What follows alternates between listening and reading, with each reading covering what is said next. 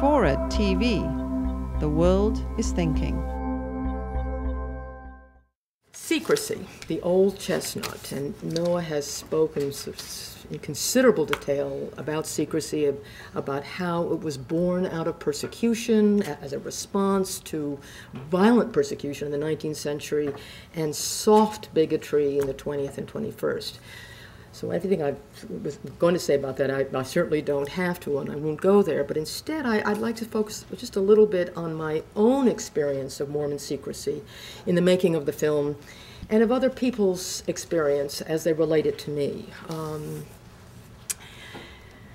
We do live in this time of total transparency, and people are just shouting their innermost secrets on rooftops on Oprah, and in politics, transparency is considered the best disinfectant of corruption. And Noah's right about this in terms of the temple as a focal point. It remains a no-fly for outsiders. The Mormons can chant sacred but not secret till the sun goes down, but the temple drives people crazy. Even the fair-minded evangelical theologian who was on the film, who's a real friend of the Mormons, Dr. Richard Mao, and he's one of Mormon's greatest friends, wondered with me about the secrecy of the temple. A well-known scholar, whose name will not be mentioned, sympathetic to the 19th century Mormons, but not to the 20th, made an offhand comment to me that he still didn't trust the modern Mormons, even as they were moving into the mainstream. That move, he felt, was a facade. They were, and these were his words, potentially dangerous, radioactive, and could ignite, though not in his lifetime. This is a kind of darker sort of version of the imagery of the kindling that I heard earlier on. The question that I constantly hear in the making of the film and in people responding to the film, do Mormons tell us what they really believe? And again, Noah has quite elegantly and precisely described the roots of that reluctance. But nonetheless, I can't tell you the times that I hear this. And in truth, in my own experience, talking to so many Mormons, both sort of the ordinary folk and right up to the general authorities, it's the rare experience for me that I'm with a Mormon who will own, if he or she knows, the big, bold ideas of Mormonism. When speaking with them, this is frequently what I hear when I try to engage them about their faith.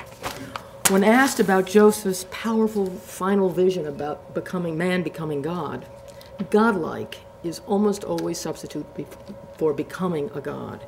Even President Hinckley, when he was on the Larry King Show, was asked about the man-God theology, he seemed to disown it. We don't know much about these things, he said. And then when he went home to Utah and discussed the interview with a large group of Mormons, he basically said, of course we do know about those beliefs, but I'd rather not talk about them. Polygamy. I'm told by some Mormons that polygamy was never really central to Mormon belief. And this is astonishing because polygamy was a core belief in the 19th century church. It was essential to salvation, as important, as Kathleen says in the film, as baptism was for the ordinary Christian. However, the Beehive house tours never even, not one mention of Brigham Young's 50-odd wives. He only had one, and nor was polygamy ever mentioned in the Joseph Smith exhibition at the Library of Congress that the church helped create. Some even have said to me that barring blacks from the priesthood was never official doctrine. It was just a practice.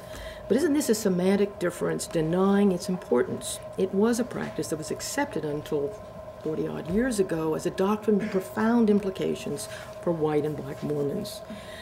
I'm often told that Mormons aren't making absolutist claims. We're just adding a new scripture, a new fullness. We aren't claiming the sole truth. And yet salvation, according to Mormons, is only achieved through Mormon ordinances. I know that some Mormons are wounded by not being considered Christian, although a number of Mormons acknowledge with pride that they're not traditional Christians. And I understand that. I can absolutely understand why they're infuriated. But also, in all honesty, do Mormons truly believe that Christians are sufficiently Christian? not if they take their theology seriously. And there is a sense, I feel, that they do want it both ways. And they're not the only one. The Pope's recent statements suggest that he too wants it both ways. Other religions, he says, other Christian denominations are deficient. That's his quote, according to him. And at the same time, even he would say Protestants are in some way undeniably Christian. Pope Benedict has been appropriately criticized for his absolutism and his slipperiness.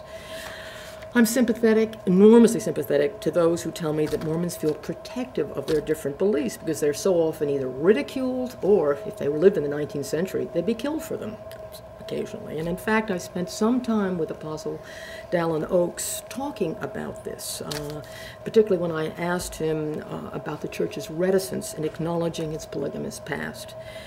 And that pretty much was what he said. And he said, I think I got a sense from him that the Church was going to be a lot more forward in acknowledging certainly that part of their past.